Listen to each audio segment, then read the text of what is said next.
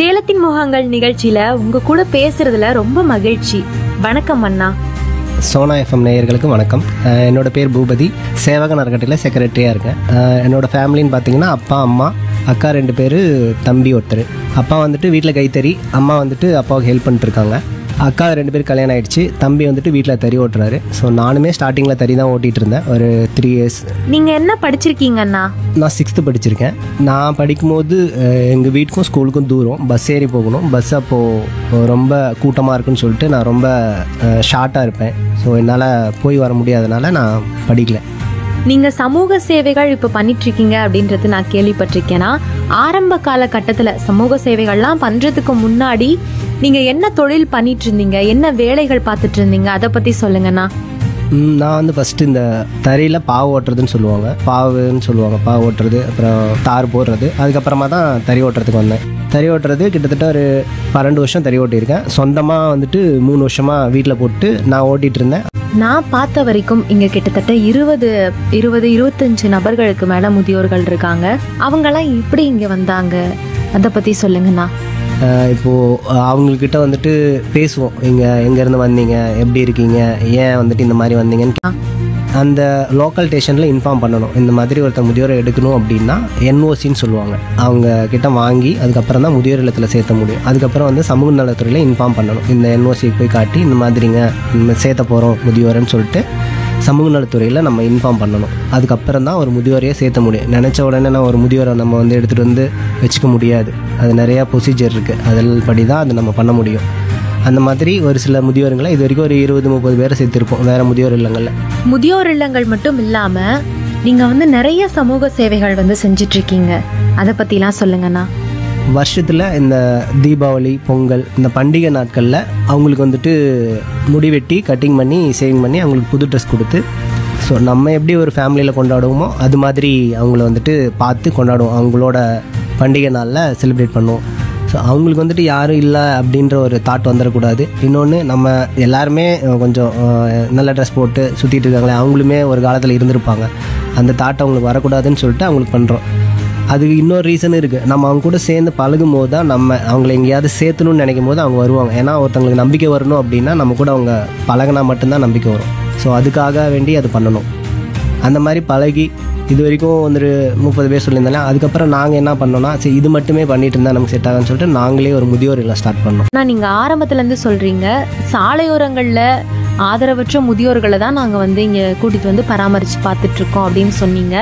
ஆரம்ப காலகட்டத்தில் இவங்களை நீங்கள் இந்த மாதிரி முதியோர் இல்லம் இருக்குது, நாங்கள் உங்களை பத்திரமா பார்த்துக்குறோம் அப்படின்னு சொல்லி கூப்பிட்டப்போ இவங்க எந்த அளவுக்கு உங்களுக்கு வந்து ஒத்துழைப்பு கொடுத்தாங்க?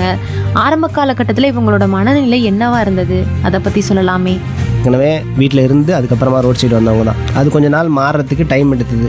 ஃபஸ்ட்டு ஸ்டார்டிங்கில் இருந்த ஒரு 4 பேருக்கு ரொம்ப நாள் ஆச்சு.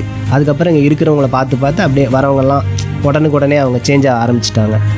ஸோ இது வீடு செட்டப்லேயே இருக்கிறனால அவங்களுக்கு அந்த ஒரு ஹோம் செட்டப் மாதிரி ஒரு ஃபீலே இருக்காது. இங்கே நார்மலாக எல்லாருமே வந்துட்டு வரவங்க, ஏன்னா பசங்க நிறைய பேர் வருவாங்க சண்டேயில், அவங்க பசங்க மாதிரி உரிமையாக பேசுவாங்க, பழகுவாங்க.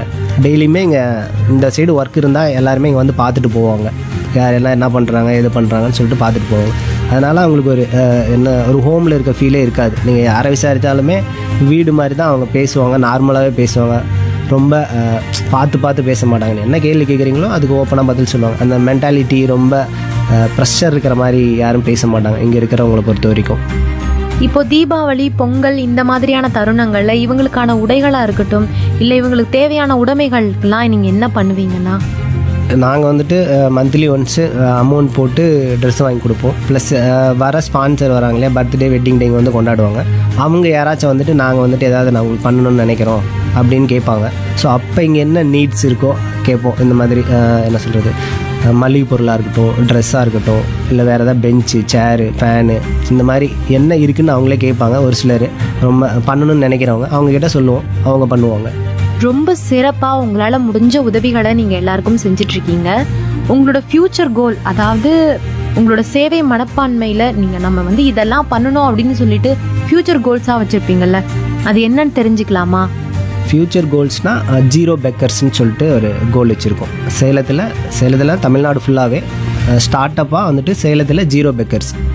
ரோட் சைடில் யாருமே முதியோர் கையேந்தக்கூடாது, யாருமே கையேந்தி ரோட் சைடில் இருக்கக்கூடாது. அவங்கள மீட்டு நம்ம ஹோம் வச்சு அங்கே வச்சு அவங்கள பார்த்து பராமரிச்சுக்கணும். ரோட் சைடில் யாருமே வந்துட்டு இருக்கக்கூடாது அப்படின்றத ஜீரோ பெக்கர்ஸ்ன்னு சொல்லிட்டு ஒரு கோல் வச்சுருக்கோம்.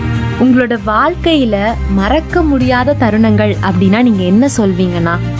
சாப்பாடு கொடுக்கும்போது ஸ்டார்டிங்கில் ஒரு மனநலம் பாதிக்கப்பட்டவர் சாப்பாடு கொடுக்கறதுக்காக நாங்கள் கொடுக்க போனோம். அவர் வாங்கலை. ஃபஸ்ட்டு ஒரு மாதிரி நின்றுட்டே இருந்தார்.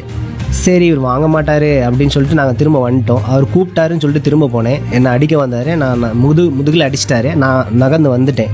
அப்புறம் என் கூட இருக்கிறவர் ஏன்னா ஏதாவது கேட்டிருக்கலாம்ல அப்படின்னு சொன்னார். எனக்கு அந்த இடத்துல என்ன சொல்கிறது, கூட்டமாக இருந்தாங்க. எனக்கு ஒரு மாதிரி என்னடா இப்படி பண்ணிட்டாங்களே, நம்ம சாப்பாடு தானே கொடுக்க போனோம் அப்படின்ற மாதிரி ஒரு ஃபஸ்ட்டு கூச்சமாக இருந்தது, அவமானமாக இருந்தது. அதனால் நான் அங்கேருந்து வந்துட்டு அவர் எதுவும் பேசணும் இது பண்ணணும்னு எனக்கு தோணலை, திட்டணும்ன்ட்டு. அந்த கூட்டமாக இருந்தாங்க. அந்த இடத்துல நம்ம சாப்பாடு கொடுக்க போனோம். மனநலம் பாதிக்கப்பட்டவர், அங்கே சுற்றி இருக்கிறவங்களுக்கு அது தெரியாது. ஸோ நான் ஏதோ அவங்கக்கிட்ட தப்பாக மிஸ்பிஹேவ் பண்ண நினச்சி அடிச்சிட்டாங்கன்னு நினச்சிருப்பாங்களோ அப்படின்ற மாதிரி எனக்கு ஒரு 2-3 நாள் உறுத்திக்கிட்டே இருந்தது அந்த விஷயம்.